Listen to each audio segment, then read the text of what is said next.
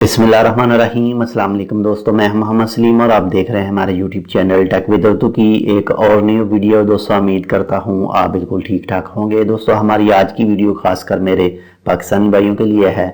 21 अप्रैल सन 2020 को पाकिस्तानी एम्बेसी की तरफ से एक प्रेस रिलीज आया था मेरे उन तमाम दोस्तों के लिए जो इस वक्त ओमान में मौजूद हैं, वो पाकिस्तान जाना चाहते हैं। यानी पाकिस्तानी एम्बेसी कोई ऐसी परवाज़, कोई ऐसी फ़्लाइट का इंतज़ाम करा के दे।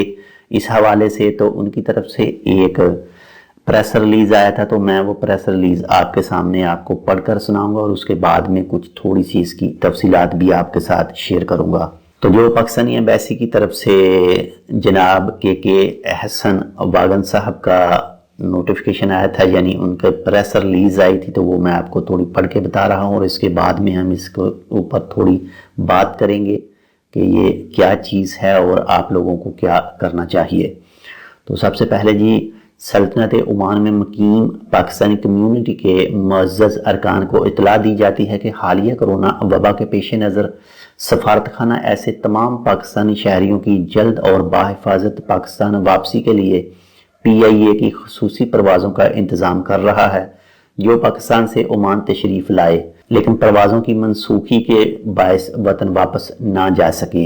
ये मेरे उन तमाम दोस्तों की बात हो रही है जो विज़िट वीज़ा पर वहाँ गए, या कोई बिज़नेस वीज़ा पर वहाँ गए, या कोई शॉर्ट टर्म वीज़ा पर वहाँ गए, या फिर पढ़ाई के वीज़े पर वहाँ गए, लेकिन जैसे ही एयरपोर्ट बंद हुए वो पाकिस्तान के हों या ओमान के, और वो वहाँ पर ही फंस कर रह गए।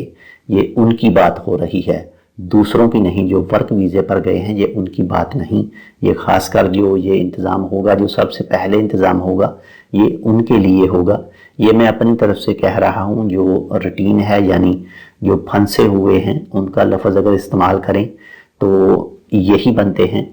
बाकी इंशाल्लाह हो सकता है जो वर्क वीज़ा पर वहाँ गए हों वो भी अगर वतन वापस आना चाहें तो उनके लिए भी कोई ना कोई सहूलत इसमें निकल आए। तो नेक्स्ट जी, इस ज़िमन में सफारतखाना पाकिस्तान ओमान के मुतल्लिका महकमों से मुसलसल राब्ते में है और अपनी तमाम तर कोशिश बुरे कार ला रहा है ताकि इन तमाम पाकिस्तानियों की मुश्किलात का जल्द अज जल्द अजाला हो सके और इनकी पाकिस्तान वापसी में मज़ीद तख़ीर ना हो।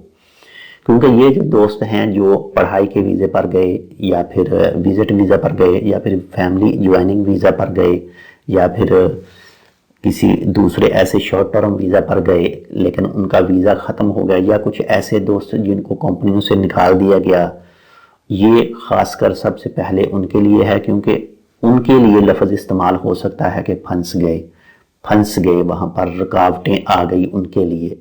बाकी जो वर्क वीज़ा पर गए हैं वो तो ऑलरेडी काम के सिलसिले में वहाँ पर गए हैं।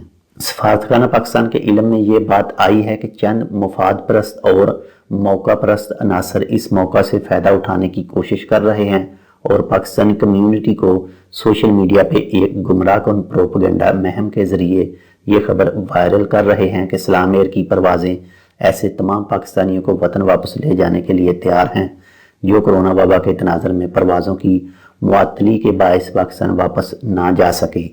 सफारतखाना पाकिस्तान ऐसे तमाम शर्पसंद अनासर को तनबिया करता है कि ऐसी गुमराहकुन खबरें वायरल करने से परहेज़ करें, वरना ROP यानी ओमान की पुलिस को इन अनासर के तमाम क्वाइफ फिलल फूर दे दिए जाएंगे।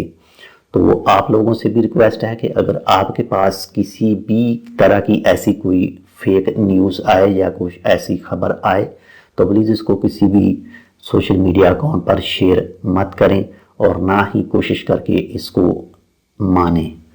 तो इसके नेक्स्ट है जी, सफारतखाना पाकिस्तान ओमान में मुकीम तमाम मुअज़्ज़ज़ पाकिस्तानी ख़वातीन और हज़रात से इल्तमास करता है कि इन शर्पसंद और मुफाद परस्त अनासर के चुंगल में ना आएँ।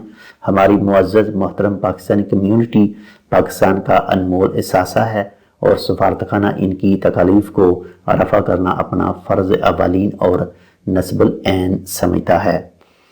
जैसे ही परवाज़ें बहाल हुईं तो इस ज़िमन में सफारतखाना पाकिस्तान तमाम मुसाफिरों को जिन्होंने अपनी रजिस्ट्रेशन करवाई है को फ़ौरन आगाह करेगा।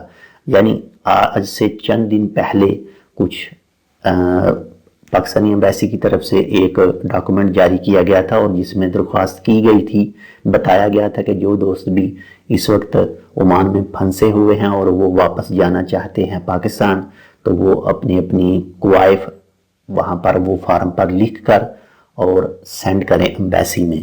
تو جن دوستوں نے بھی وہ کوائف فل کیے اور اس کو سینڈ کیا ایمبیسی میں، تو پلیز آپ سے درخواست ہے کہ آپ انتظار کریں، انشاءاللہ کوئی نہ کوئی آپ کے لیے حل ضرور نکلے گا۔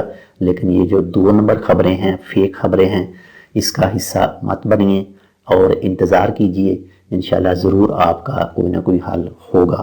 تو پاکستانی ایمبیسی کا جو واٹس ایپ نمبر ہے وہ بھی آپ اس ویڈیو کی ڈسکرپشن میں دے رہا ہوں، آپ یہاں سے لے سکتے ہیں۔ واٹس ایپ نمبر جو واٹس ایپ ہے وہ واٹس ایپ ہی ہے، ان کا واٹس ایپ نمبر اس ڈسکرپشن میں دے رہا ہوں۔ یہ وہی واٹس ایپ نمبر ہے جو پریس ریلیز کے نوٹس پر موجود ہے، پریس ریلیز کے نوٹس پر موجود ہے، میں وہی اس ویڈیو کی ڈسکرپشن میں دے رہا ہوں۔ یہ تو ہوگی جو پریس ریلیز کی گئی پاکستانی ایمبیسی کی طرف سے۔ چلو ایک بات مان بھی لیں، اگر سوچ بھی لیں کہ ٹھیک ہے سلام ایئر لے کے جا رہی ہے، لیکن سلام ایئر آپ کو لے کے جا رہی ہے، آپ کو جانا تو پڑے گا ایمبیسی کے پاس ہی ہر چیز مکمل کروانے کے لیے۔ اگر کچھ بھی آپ کی ویریفیکیشن چاہیے کسی بھی ڈاکومنٹ کی، یعنی آپ کسی تعلیمی ویزے پر آئے ہیں یا وزٹ ویزا پر آئے ہیں، لیکن عمان کا جو محکمہ ہے وہ آپ سے کوائف مانگتا ہے، تو آپ نے کہاں جانا ہے؟ آپ تو پاکستانی ایمبیسی ہی جائیں گے نا، اور کوئی دوسرا تو رستہ نہیں ہے وہاں پر عمان میں۔ آپ نے پاکستانی ایمبیسی ہی جانا ہے، وہاں سے ہی سب ڈاکومنٹ وہ آپ کو دے سکتے ہیں اور سب ڈاکومنٹ آپ کے ویریفائی وہی کریں گے۔